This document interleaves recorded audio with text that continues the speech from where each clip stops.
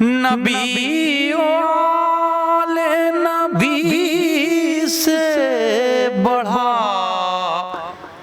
وقار سخن،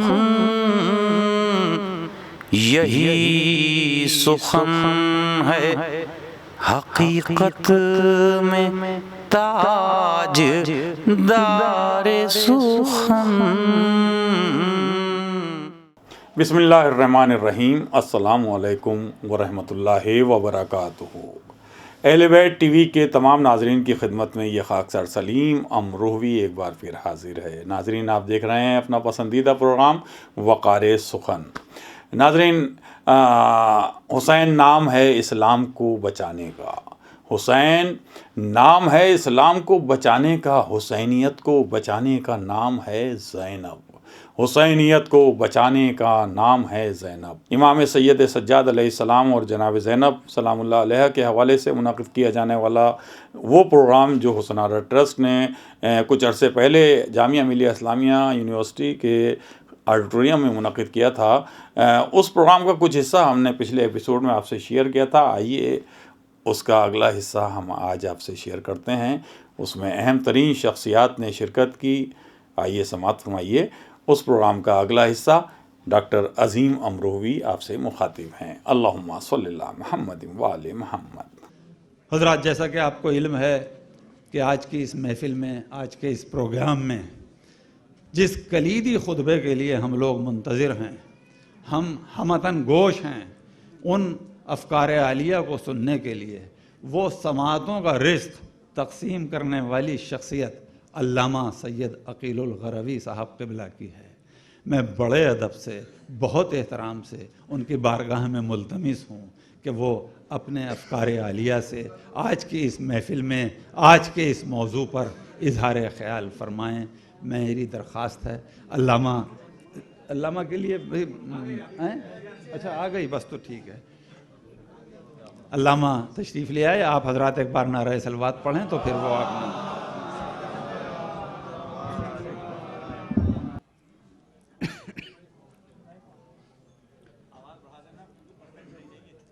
اعوذ باللہ من الشیطان الرجیم، بسم اللہ الرحمن الرحیم، الحمد للہ رب العالمین، والصلاة والسلام علی اشرف الخلائق اجمعین، الرسول النبی الأمی الہاشمی سیدنا و شفیعنا ابی القاسم المصطفى محمد وعلى اہل بیتہ الطیبین الطاہرین الہداة المہدیین المعصومین المظلومین،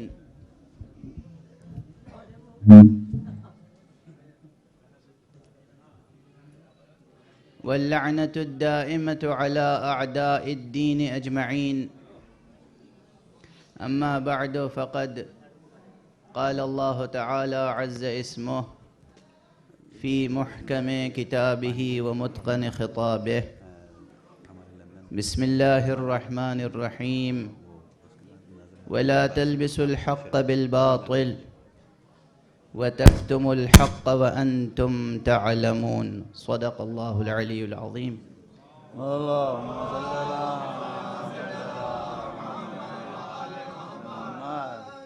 برادران عزیز، منتظمین محفل نے ایک عجب امتزاج قائم کیا ہے شعر و نثر کے درمیان، اور چونکہ انہیں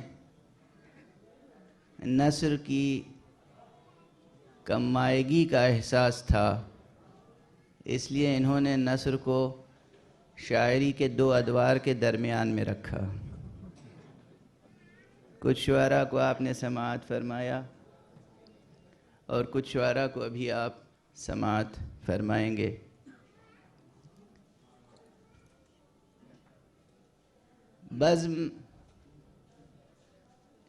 اس بزم میں واقعاً بڑا حسین امتزاج ہے.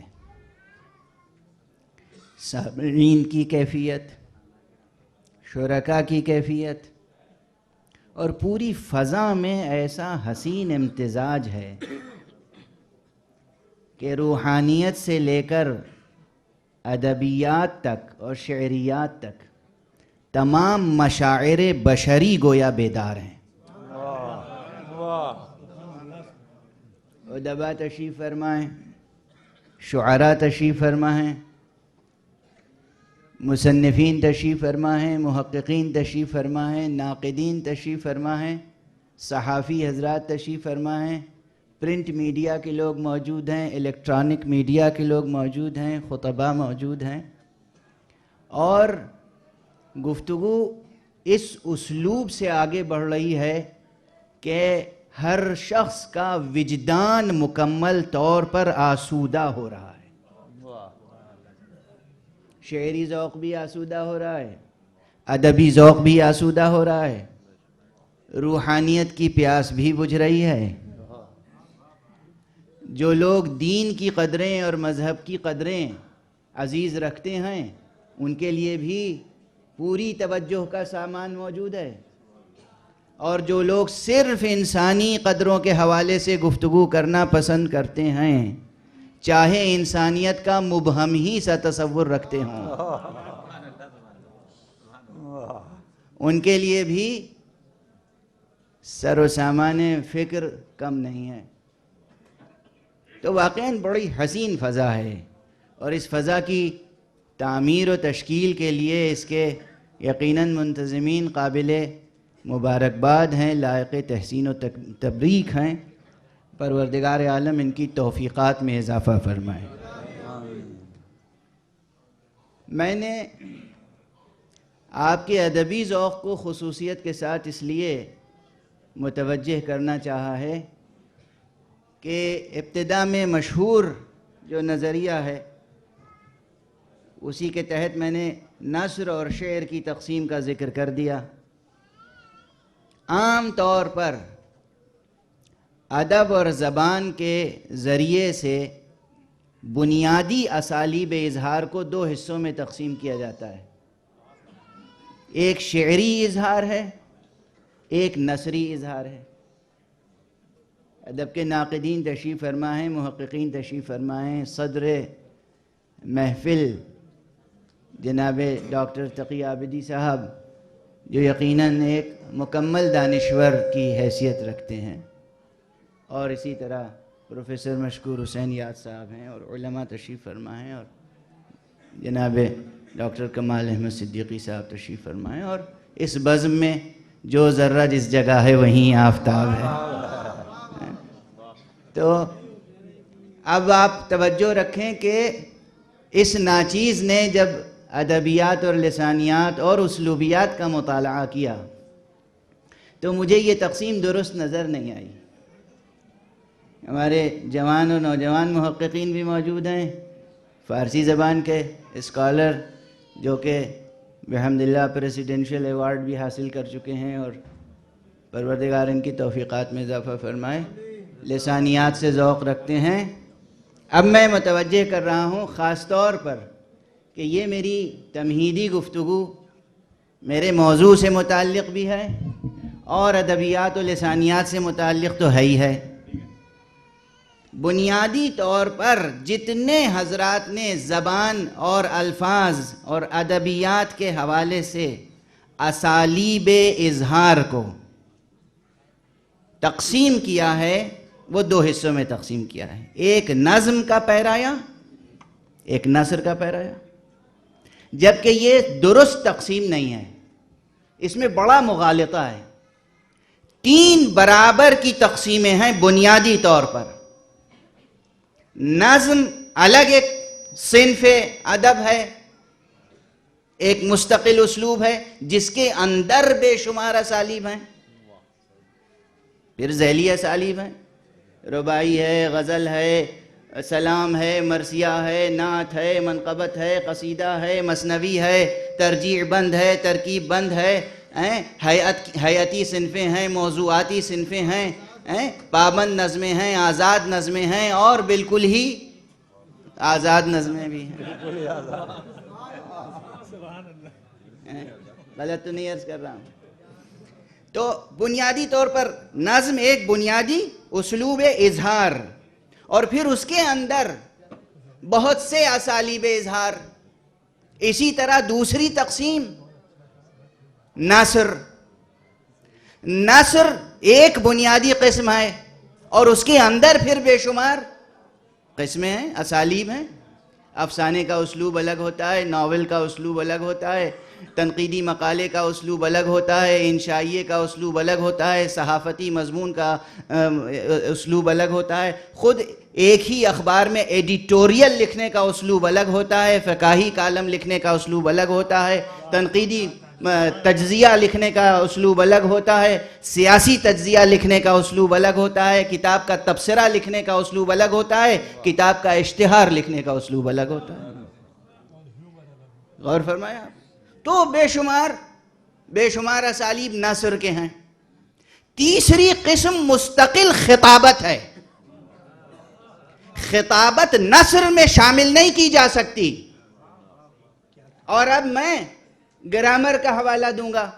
بنیادی تقسیم 3 میں کیوں عرض کر رہا ہوں؟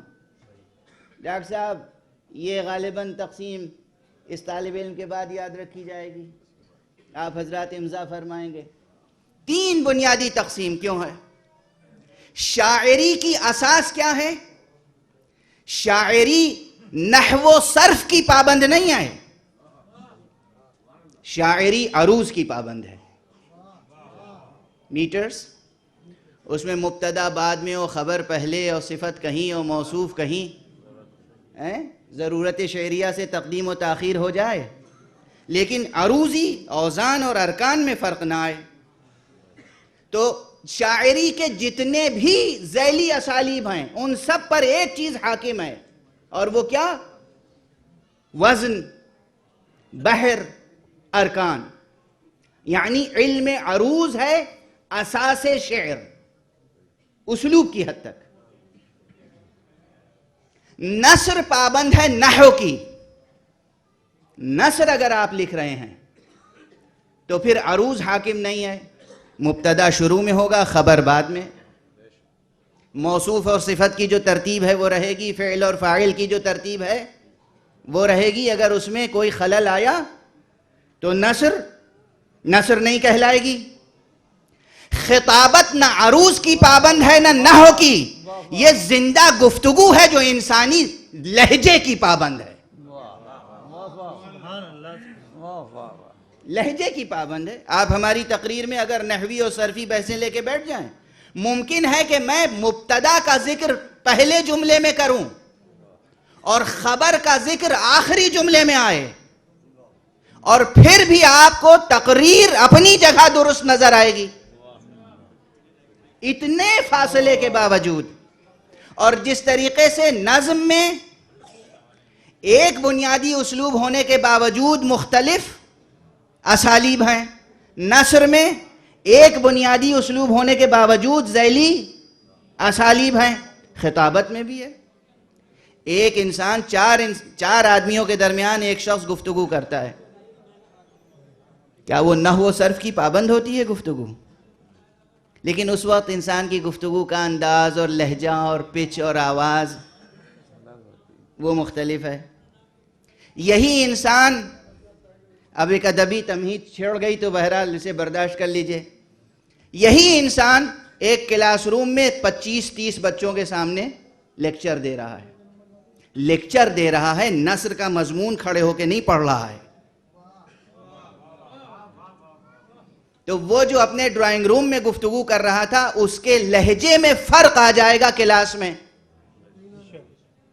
ہے بنیاد لہجہ، زندہ گفتگو، لیکن لہجے میں تفاوت آ گیا، دوسرا اسلوب درکار ہوگا. یہی انسان 100-125 آدمیوں کے درمیان تقریر کر رہا ہے. اب پچ، آواز بڑھ جائے گی، انداز بدل جائے گا. سامعین چونکہ سب اسٹوڈنٹس نہیں ہیں، ملا جلا مجمع ہے، تو اب جو وہ لفظیات استعمال کرے گا وہ فرق آ جائے گا اس میں. اور یہی انسان جو 100-125 آدمیوں کے درمیان گفتگو کرے گا، اگر اس کے سامنے ہزاروں یا لاکھوں انسان ہوں تو خطابت کے اسالیب تو بدل جائیں گے، مگر بنیادی ایک اسلوب کہلائے گا. وہ کیا کہلائے گا کہ یہ ہے تقریر، یہ نثر نہیں ہے، یہ نظم نہیں ہے. اگر یہاں تک اس ادبی تمہید کو آپ نے قبول فرما لیا تو خدا کی قسم ادبی نقطہ نظر سے، خالص ادبی اور لسانی نقطہ نظر سے بھی یہ جو یاد سید زینب اور یاد سید سجاد ہے، سیدہ زینب نے کوئی دیوان شعر یادگار نہیں چھوڑا ہے، کوئی نثر میں کتاب یادگار نہیں چھوڑی، مگر وہ خطبہ چھوڑ گئی ہے زینب.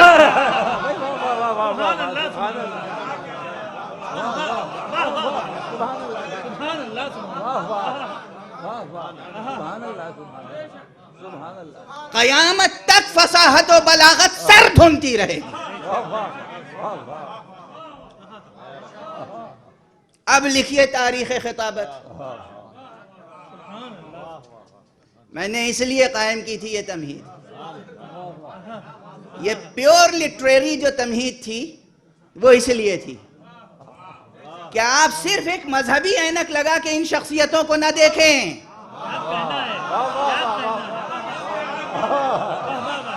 صرف ایک مسلکی اینک لگا کر نہ دیکھیں، یہ دیکھیں انہوں نے تہذیب بشری میں کتنا اضافہ کیا ہے.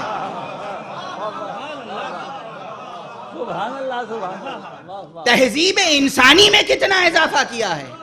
انسان کو اسلوب اظہار جس نے عطا کیا اس کا نام ہے زینب.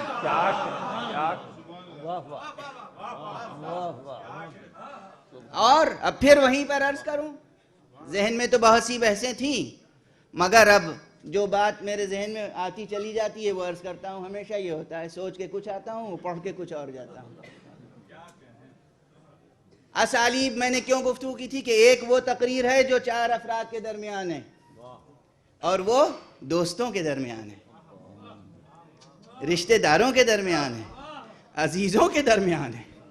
ایک تقریر وہ ہے جو شاگردوں کے درمیان ہے، جو سیکھنا چاہتے ہیں، سننا چاہتے ہیں، یاد رکھنا چاہتے ہیں. ایک وہ تقریر ہے جو سامعین کے درمیان ہے، جو سننا چاہتے ہیں. ایک وہ تقریر ہے جو دشمنوں کے درمیان ہے. دشمنوں کے درمیان وہ اسلوب خطابت اختیار کر لینا کہ ایک ایک لفظ ذہن میں یاد رہ جائے، بھلانا بھی کوئی چاہے تو بھلا نہ سکے.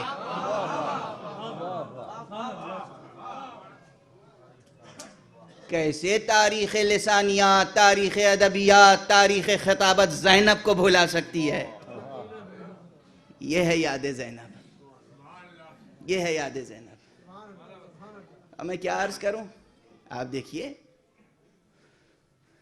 یہ تو وہ تذکرہ ہے کہ جس میں فضائل بھی پڑھیے تو آنکھوں سے آنسو ابلنے لگتے. لیکن طبیعتوں پہ ذرا صبر و ضبط کا پہرا لگا کر سنیں اور مجھے بھی سہارا دیتے چلیں. جناب زینب سلام اللہ علیہا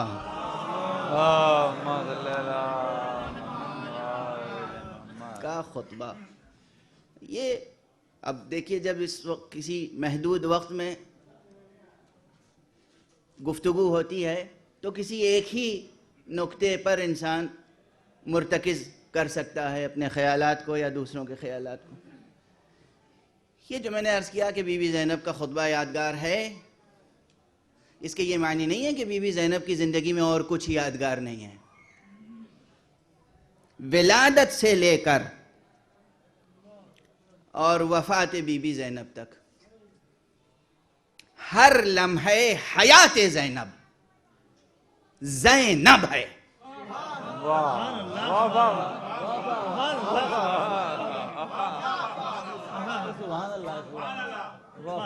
ہر لمحے حیات زینب زینب ہے. زینب یعنی باپ کی زینت.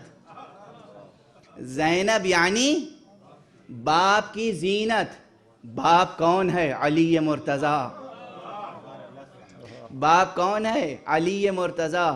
علی مرتضیٰ کے لیے یہ بیٹی، اس بیٹی کا صرف ایک خطبہ زینب ہونے کے لیے کافی نہیں ہے، ولادت سے لے کر وفات تک اس بیٹی کا ایک ایک لمحہ اس عظیم الشان باپ کے لیے، اس عظیم الشان باپ کے لیے سبب زیب و زینت ہے، جس کا نام علی ابن ابی طالب ہے۔ اس لیے کہ علی ابن ابی طالب علیہ السلام کے بارے میں میں ایک جملہ عرض کر دوں۔ اب دیکھیے، جتنے بھی یہاں پر سامعین ہیں ان میں سے کوئی کسی بھی قسم کی غلط فہمی لے کر نہ جائے، اور مجھے یقین ہے کہ میری گفتگو سے کسی کو غلط فہمی ہو ہی نہیں سکتی، اس لیے کہ میں جب گفتگو کے لیے آتا ہوں تو اپنے ارادے کو چھوڑ کے آتا ہوں، میں بالکل بے ارادہ آتا ہوں منبر پر، اور خود کو کسی اور کے ارادے پہ چھوڑ دیتا ہوں۔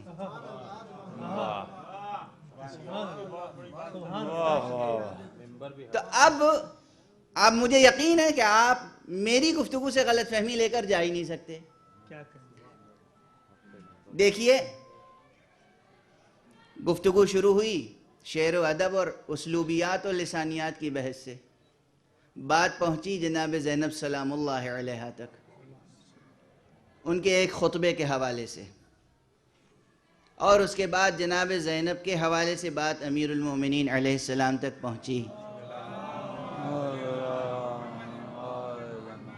کوئی یہ ذہن میں سوال اگر رکھتا ہو کہ دیکھیے، گفتگو شروع ہونی چاہیے تھی ذکر باری تعالیٰ سے، اور پھر ذکر پیغمبر ہونا چاہیے تھا، اور پھر کسی اور کا ذکر ہونا چاہیے تھا، تو اس کے دو جوابات ہیں جو جواب برائے جواب نہیں ہے،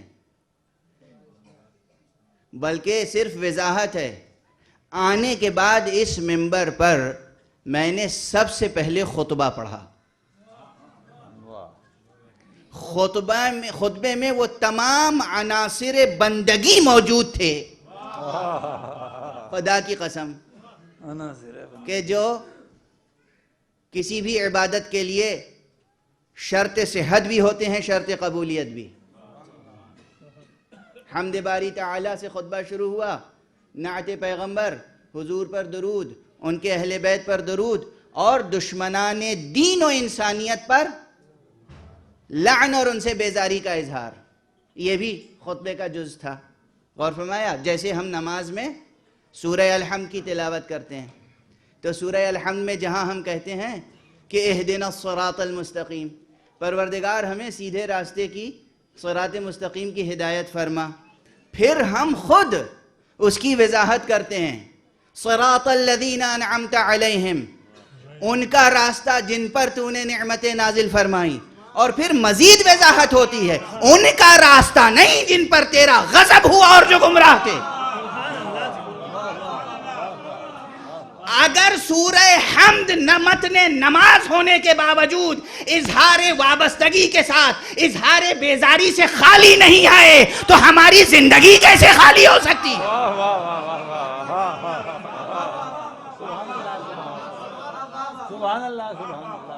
اچھوں کے ساتھ اور اچھائیوں کے ساتھ وابستگی مکمل نہیں ہوگی جب تک بروں اور برائیوں سے بیزاری نہ ہو۔ ممکن نہیں ہے، ممکن نہیں ہے، ممکن ہی نہیں ہے کہ ہم روشنی کو بھی پسند کریں اور اندھیرے کو بھی۔ ہم کہیں ہمیں علم بھی پسند ہے، جہل بھی پسند ہے، ہم کہیں ہمیں شجاعت بھی عزیز ہے، بزدلی بھی عزیز ہے، ہم کہیں ہمیں عصمت و عفت بھی عزیز ہے، بے عفتی بھی عزیز ہے۔ ممکن نہیں ہے۔ اگر یہ ممکن نہیں ہے، طبیعت انسانی، فطرت انسانی، سرشت انسانی، عقل انسانی، روح انسانی، نفس انسانی اس دوئی کو قبول نہیں کر سکتا تو مذہب کیسے قبول کر سکتا ہے؟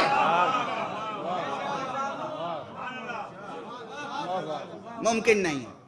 شروع ہوئی ہماری گفتگو حمد سے، نعت سے، اچھوں اور اچھائیوں سے وابستگی کی آرزو سے، بروں اور برائیوں سے بیزاری کی آرزو اور عہد سے، اور اس کے بعد پھر گفتگو دوسرے منہج سے شروع ہوئی، اس لیے کہ انسانی عقل قوسین میں سفر کرتی ہے، بلکہ یہ پورا کارخانہ ہستی، معاف فرمائیے گا، یہ فلسفے کی بھی بحث چھڑ گئی یہاں پر اور عرفان کی بھی، جو لوگ تصوف کا ذوق رکھتے ہیں، جو لوگ عرفان کا ذوق رکھتے ہیں، عرفان، تصوف، روحانیت، وہ جانتے ہیں کہ اس پورے نظام ہستی میں قوسین کا ذکر بار بار آتا ہے۔ عرفاء کی زبان میں کہتے ہیں ایک قوس نزولی ہے، ایک قوس صعودی۔ قوس نزولی اور قوس صعودی ذرا یہ اس مخلوط مجمع میں مشکل اصطلاحیں زبان پر آ گئیں، مگر اسے آسان کر رہا ہوں۔ قوس یعنی کمان، اور نزولی یعنی اترنے والی قوس، صعودی یعنی اوپر جانے والی قوس۔ کچھ نہ تھا، صرف ذات حق سبحانہ و تعالی تھی۔ جب وہاں سے تخلیق کا سفر شروع ہوا تو وہاں سے قوس نزولی کا آغاز ہوا۔ غالب کو یاد کر لیجئے، نہ تھا کچھ تو خدا تھا، کچھ نہ ہوتا تو خدا ہوتا، اس کے بعد ڈبویا، مجھ کو ہونے نے نہ ہوتا میں تو کیا ہوتا۔ کچھ نہ تھا، کچھ نہ تھا، صرف ذات حق تھی، صرف ذات حق تھی۔ ذات حق نے تخلیق کا فیضان شروع کیا، تو اب ہم یہاں پر نظر آ رہے ہیں عالم ناسوت میں، ہم کون جامع ہونے کے باوجود یہاں نظر آ رہے ہیں، اس خاکنائے دہر میں، اس زمین پر، اس زمان کے حصار میں یہاں نظر آ رہے ہیں۔ ہمارا آنا نزول ہے، لیکن ہے کوئی جو آنے کے بعد نہ جائے؟ چاہے وہ اللہ کو مانتا ہو یا نہ مانتا ہو، اللہ کے سامنے جانا تو پڑے گا۔ آپ مانتے ہو یا نہ مانتے، جانا پڑے گا۔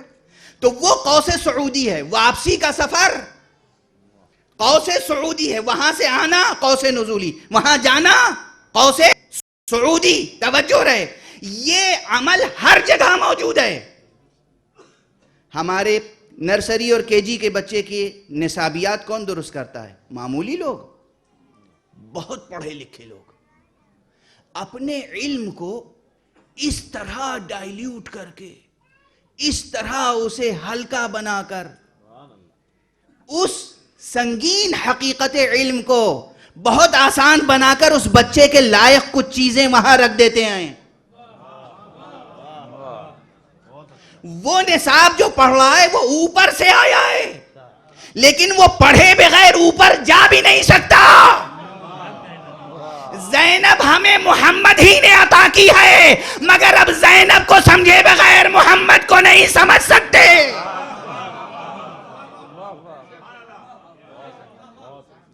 خدا نے ہمیں عطا کیا محمد مصطفیٰ کی ذات۔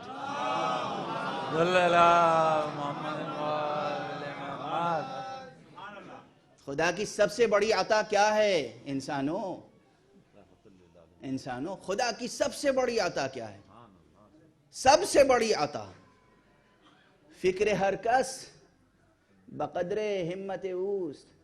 ہر شخص اپنے اپنے انداز سے سوچے گا، مگر ایک جواب میں دے دوں بغیر کسی تمہید کے، سب سے بڑی عطا الہی ذات محمد عربی ہے صلی اللہ علیہ وآلہ وسلم۔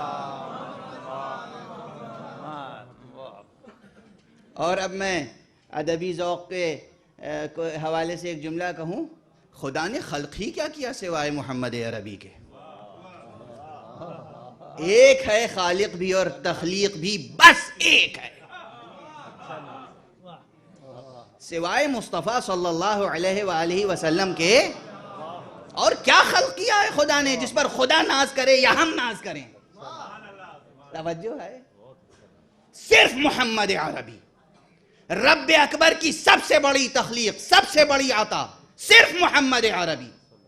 محمد کائنات کا سب سے بڑا معلم، بات کو مربوط کر رہا ہوں.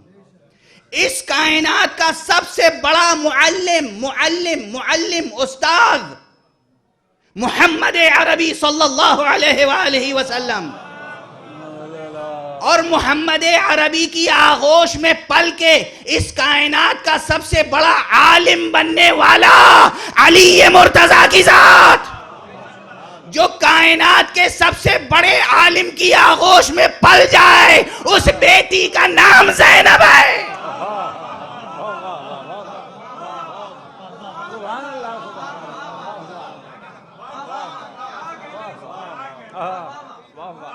آپ سمجھے زینب کون؟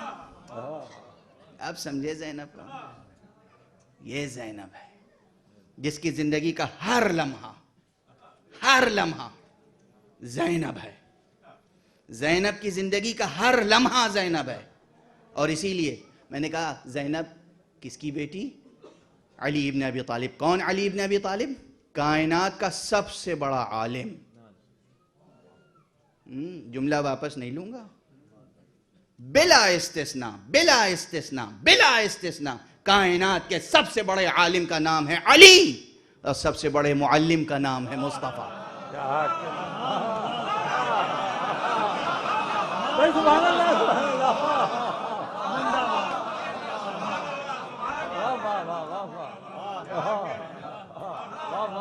سب سے بڑا عالم علی ہے، سب سے بڑا معلم محمد عربی صلی اللہ علیہ وآلہ وسلم. ایک بلندتر صلوات پڑھیں محمد.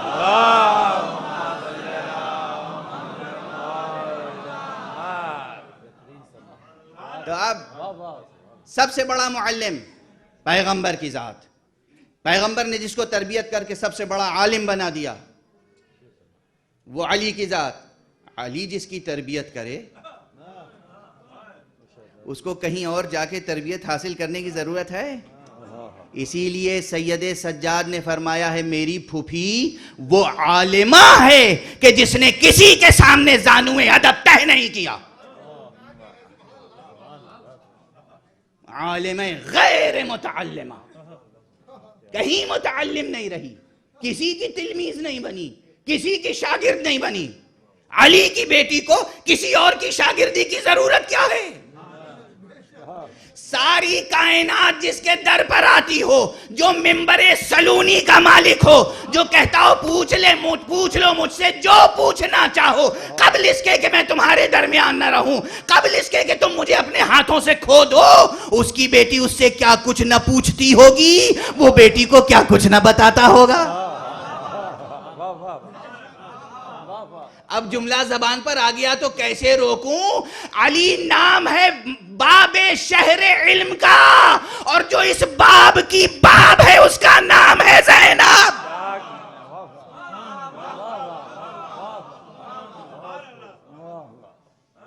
علم علی کا دروازہ ایک زینب ہے. ہاں یہ اور بات ہے کہ شہر علم نے ایک دروازہ دکھایا تھا. شہر علم نے محمد عربی صلی اللہ علیہ وسلم،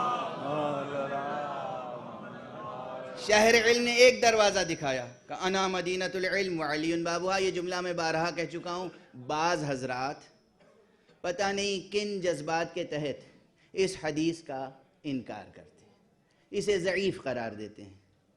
میں طالب علمانہ اپنی ریاضت اور محنت کا اظہار کر رہا ہوں، کوئی تعلی نہیں کر رہا ہوں. علم رجال کی کتابیں اس طالب علم نے اس طرح تلاوت کی ہیں جیسے آپ رمضان میں قرآن مجید کی تلاوت کرتے ہیں. علم رجال میرے سامنے کوئی یہ کہہ کے گزر نہیں سکتا کہ یہ حدیث ضعیف ہے. اس کے جتنے سلسلے ہیں سنا سکتا ہوں، جتنے سلسلے ہیں محاکمہ کر سکتا ہوں، ان کے روات کا محاکمہ کر سکتا ہوں حوالوں کے ساتھ. اس لیے عرض کر رہا ہوں یہ حدیث ضعیف نہیں ہے، اس کا انکار نہیں کیا جا سکتا. لیکن جو لوگ انکار کرتے ہیں وہ یہ تو سوچیں علی کی منقبت کے انکار کرنے کے سلسلے میں نبی کی نعت کا انکار بھی تو ہو رہا ہے.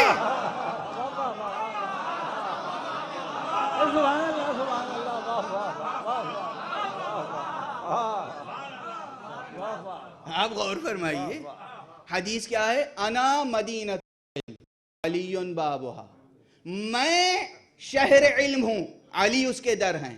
شہر بڑا ہوتا ہے یا در؟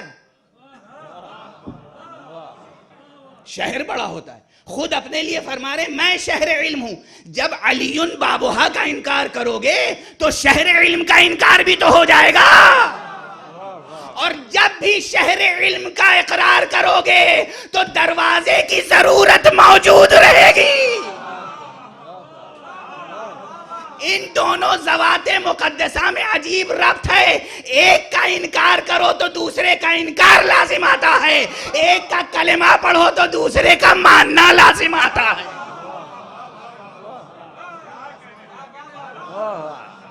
ممکن نہیں ہے، ممکن نہیں ہے، ممکن نہیں ہے. بہرحال پیغمبر نے ایک دروازے سے انٹروڈیوس کیا، ایک دروازے کو متعارف کرایا، علی بابھا. علی نے اپنے کمالات میں اظہار فرمایا ہے کہ علمنی رسول اللہ صلی اللہ علیہ وآلہ وسلم الف باب. مجھے رسول اللہ نے 1000 دروازے علم کے سکھائے. میں نے ہر دروازے سے 1000 دروازے کھولے. پیغمبر نے ایک دروازہ جب دکھا دیا تو علی ابن ابی طالب نے عصمت کے سلسلے میں تو 11 دروازے اور کھولے. ان کے بعد سلسلہ قائم رہا. لیکن اس کے علاوہ بھی علی ابن ابی طالب کی نسل سے جو جس جگہ ہے دیکھ لو علم کے جوہر سے خالی نہیں ملے گا. اور سب سے بڑی مثال جناب زینب کبریٰ کی ہے. زینب کبریٰ کو زندگی بھر کسی نے سنا ہو یا نہ سنا ہو، لیکن جب بازار کوفہ میں سنا ہے تو کیا دوست کیا دشمن سب نے ایک بات کہی کہ ایسا لگ رہا تھا جیسے علی بول رہے ہیں. اور یہ تو برابر آپ سنتے رہتے ہیں. ایک فقرہ اور تاریخوں میں ہے جسے آپ سیدہ زینب کی اتنی بڑی کرامت سمجھیں کہ جسے اگر یہ کرامت کسی نبی یا کسی امام کے ہاتھوں پر ظاہر ہو تو معجزہ کہلائے. میں بڑی احتیاط سے گفتگو کر رہا ہوں. خاموش ہو گئے، بجتی ہوئی گھنٹیاں رک گئیں، خاموش ہو گئیں. گویا انسانوں سے لے کر نباتات سے لے کر جمادات تک اور حیوانات تک قوت تصرف زینب کام کر رہی تھی. قوت تصرف زینب تھی کہ وہ خطبہ من و عن تاریخ میں موجود ہے، چاہے وہ تاریخ دشمنوں نے لکھی ہو یا دوستوں نے لکھی ہو. ایک یہ خطبہ جو زینب کا ہے، دوسرا وہ خطبہ جو سید سجاد کا ہے. آج آپ نے ایک کتاب حسن آرا ٹرسٹ کی طرف سے اجرا فرمائی ہے. میں یہ گزارش کروں گا کہ سال آئندہ ایک کتاب مستقل صرف شرح خطبہ زینب پہ شائع کریں اور ایک کتاب صرف شرح خطبہ سجاد پر. چھوٹا سا خطبہ ہے سید سجاد کا بھی، چھوٹا سا، اور وہ کس جگہ پر ہے ذرا دیکھیے گا. آپ نے یہاں مجھے بلایا گفتگو کے لیے، بلایا، کرسی رکھی، سب ہمتن گوش ہیں، سن رہے ہیں، لیکن سید سجاد ہاتھوں میں ہتھکڑیاں. یہ کوئی مبالغہ تھوڑی ہے، کوئی داستان ترازی تھوڑی ہے، کوئی افسانہ تھوڑی میں بیان کر رہا ہوں. جس تاریخ کو اٹھا کے دیکھ لیجئے، ہاتھوں میں ہتھکڑیاں ہیں، پاؤں میں بیڑیاں ہیں، لوہے کی زنجیروں میں جکڑ کے رکھا گیا ہے. اور تخت پر ایک طاغوت موجود ہے، قرآنی اصطلاح میں طاغوت، ایک شقی تخت پر موجود ہے، ایک ظالم، ایک جابر، ایک ننگ انسانیت جس کا نام ہی داخل دشنام ہو گیا، وہ تخت پر موجود ہے. اور اس نے اپنے درباری خطیب سے کہا کہ جاؤ ممبر پر، جاؤ ممبر پر. توجہ رکھیے گا، گفتگو یہیں ختم کر رہا ہوں. بس جو میں نے قرآن مجید کی آیت پڑھی تھی ابھی تک اس کا ترجمہ نہیں کیا ہے میں نے، اب ترجمہ کروں گا، اب ترجمہ کر کے ختم کر دوں گا تقریر. حاکم نے کہا خطیب سے کہ جاؤ ممبر پر، جاؤ ممبر پر اور جا کر علی اور اولاد علی اور بنو ہاشم کی برائیاں بیان کرو. تاریخ میں محفوظ ہے، برائیاں بیان کرو، برائیاں بیان کرو. وہ گیا اور اس نے اپنے رٹے ہوئے جملے سنائے جو جملے دہرائے نہیں جا سکتے. اور جب وہ اترا, قرآن مجید نے جو آیت میں نے پڑھی تھی وہ یہ تھی کہ وَلَا تَلْبِسُ الْحَقَّ بِالْبَاطِلِ. دیکھو, حق اور باطل کے درمیان اشتباہ پیدا نہ کرو. ایسا نہ کرو کہ حق اور باطل کے درمیان امتیاز مٹ جائے, حق اور باطل کے درمیان فرق مٹ جائے. ایسا نہ کرو. یہ آج کے میڈیا پرسنز کے لیے بھی ضروری ہے کہ حق اور باطل کے درمیان فرق واضح رہے. وَلَا تَكْتُمُ الْحَقَّ, اور حق کو چھپاؤ نہیں. وَأَنْتُمْ تَعْلَمُونَ, جبکہ تمہیں اس کا علم بھی ہو. حق اور باطل کو مشتبہ نہ بناؤ, اس میں التباس پیدا نہ کرو, اس کا امتیاز کو باقی رکھو, فرق ظاہر کرو. حق کو چھپاؤ نہیں جبکہ تمہیں اس کا علم ہو. وَأَنْتُمْ تَعْلَمُونَ, علم رکھتے ہوئے اسے چھپاؤ نہیں. حق اور باطل کہاں کہاں ملتبس ہو سکتا ہے, کہاں کہاں. یہ کرسی ہے, جب تک اس پر ذکر حق ہوتا رہے ممبر کہلائے گی. جب اس پر ذکر حق نہ ہوگا, کچھ اور ہوگا, تو پھر ممبر نہیں کہلائے گی. خدا کی قسم, لفظ ممبر کو یہ تقدس سید سجاد نے عطا کیا دربار شام میں. حاکم شام نے کہا, حاکم شام نے اپنے خطیب سے کہا جاؤ ممبر پر اور جا کر ان کی برائیاں بیان کرو. اس نے بادشاہ کی خوشنودی کے لیے جو کچھ کہنا تھا کہا.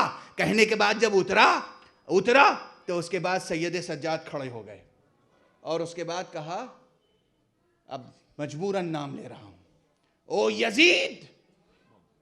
اب ذرا جرت دیکھیے گا, ایک قیدی کی جرت, ایک رسن بستہ کی جرت. او یزید, کیا مجھے بھی اجازت ہے کہ میں ان لکڑیوں پر جا کر, ممبر کا لفظ استعمال نہیں کیا, وہ چیز جو باطل کے تصرف میں آ چکی ہو اسے حق پسند عنوان نہیں دیا جا سکتا.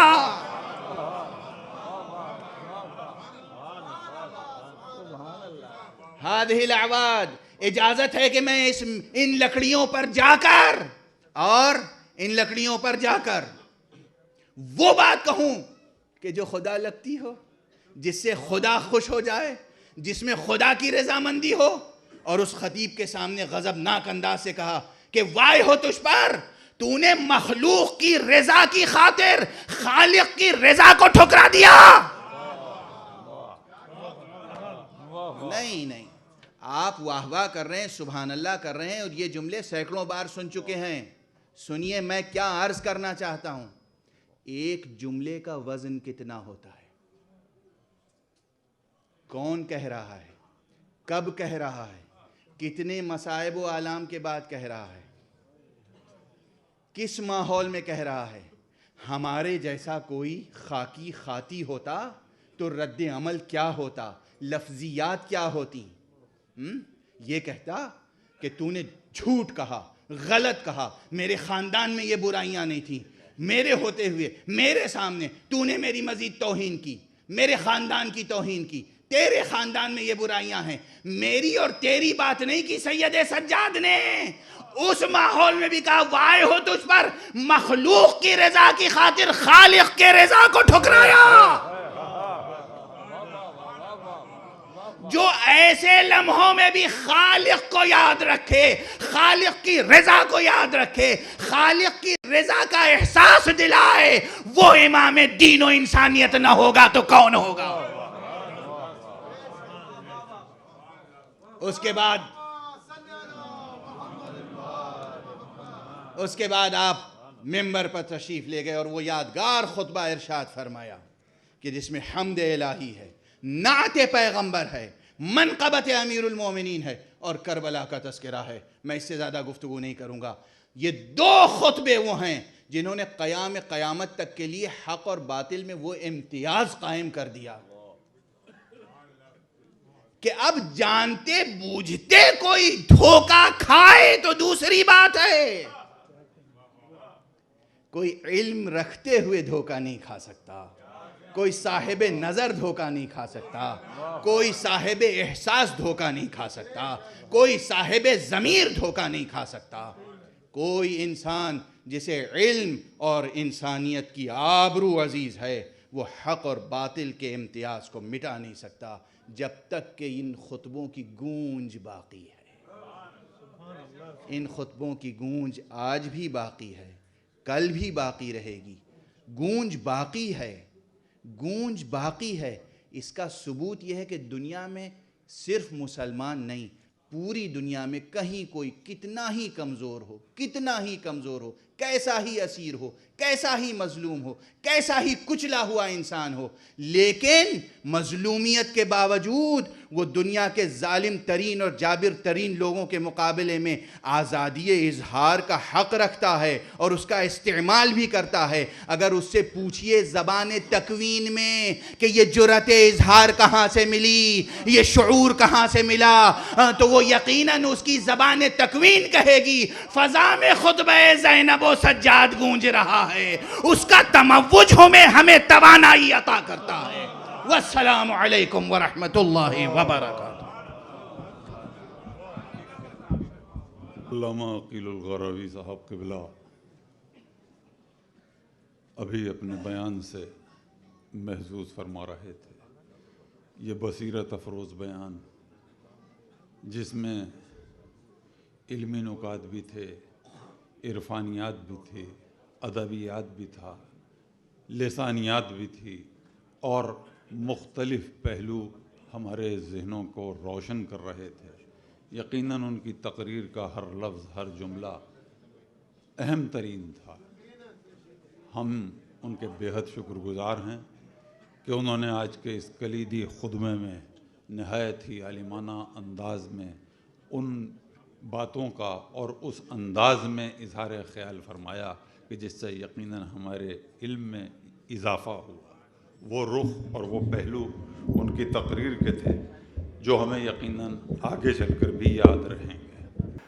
ناظرین، اسی کے ساتھ اس خاکسار سلیم امروہوی کو اجازت دیجیے۔